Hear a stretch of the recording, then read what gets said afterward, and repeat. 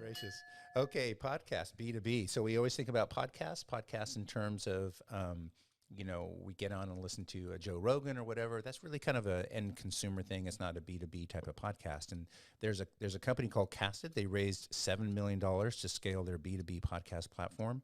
And they're basically saying, not all podcasts are the same. And maybe we agree. And it's, they've got some customers to back it up. PayPal, HubSpot, Drift, ZoomInfo.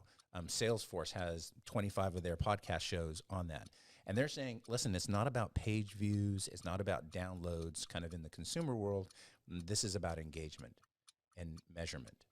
And so and that makes sense, right? Because, from a podcasting perspective, it's not transactional. It's not a cash register.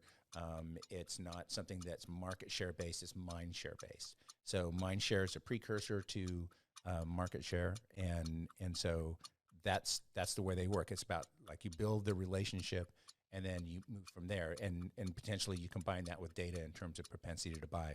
I think it's pretty good. It makes a lot of sense. It makes me want to kind of dig in and look at it a little bit more. What do you think?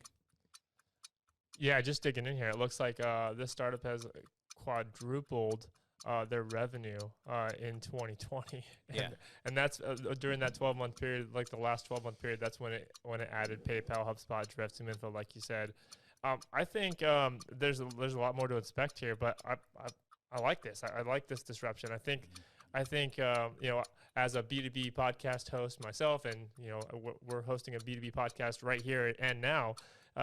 Yes, these podcasts are very different. Like, we're not trying to sell you a T-shirt or a mug. We're not trying to sell you an T-shirts e-course and mugs. Yeah. Oh yeah, maybe. Yeah, maybe. Yeah.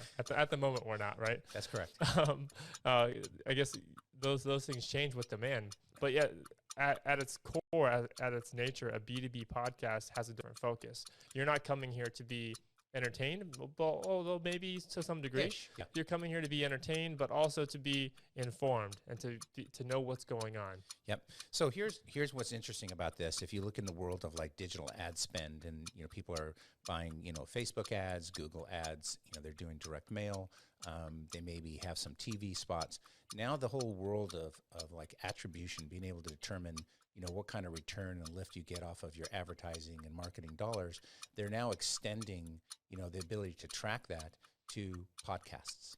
So and that's actually interestingly considered offline, because it doesn't have that, like you didn't hit like a landing page, but you may get some engagement, you may get other data, and you're going to bring that data into, let's say, for example, you're at Salesforce, you'll bring that fact that somebody was listening to your podcast, or that podcast was exposed to them on a channel on LinkedIn, something along those lines. So it's becoming much more of a medium that's being measured. Yeah. Last thing I'll say on that, the way our approach to podcasting is all about building a community. It's all about relationships. It's all about mindshare. So I agree with this 100%.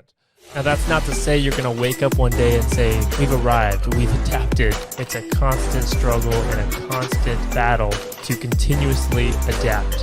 We've adapted. We're there. Yeah. That doesn't exist. Well, there's a great saying that kind of builds on what you just mentioned, which is like, how do you open up a small business? You open up a big